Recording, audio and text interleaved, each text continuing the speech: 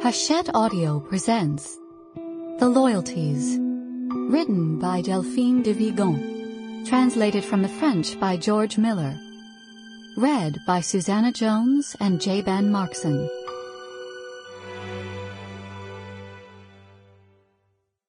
Loyalties.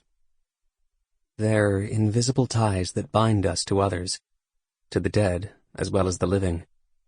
They're promises we've murmured but whose echo we don't hear, silent fidelities.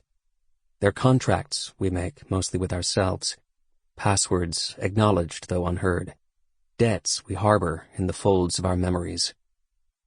They're the rules of childhood dormant within our bodies, the values in whose name we stand up straight, the foundations that enable us to resist, the illegible principles that eat away at us and confine us, our wings and our fetters.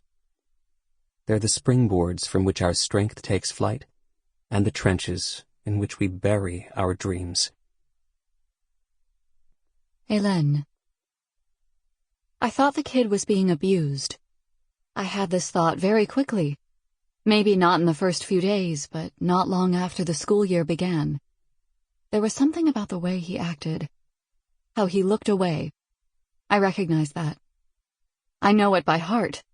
A way of blending into the background, of letting the light pass through you.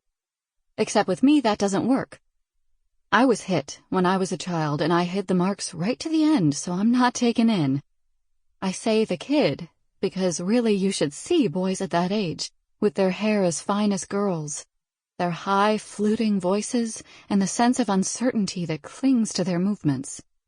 You should see them look amazed with their eyes wide as saucers, or getting told off with their hands clasped tight behind their backs, their lips quivering, as though butter wouldn't melt in their mouths. And yet there's no doubt that this is the age when they start to do really stupid things. A few weeks into the new school year, I requested an appointment with the principal about Théo Lubin. I had to go through it a few times. No, there were no marks, and he hadn't confided in me. It was something to do with his attitude, as though he was closed up, a particular way of avoiding attention. Mr. Nemours laughed at first. Avoiding attention? Wasn't that true of half the class? Yes, of course I knew what he meant. The way they have of shrinking in their seats to avoid being asked a question, of rummaging in their bags or suddenly becoming absorbed in looking at their desks as if it were a matter of life or death. I can recognize that sort without even needing to look up. But this was completely different. I asked what we knew about the student. Sample complete. Ready to continue?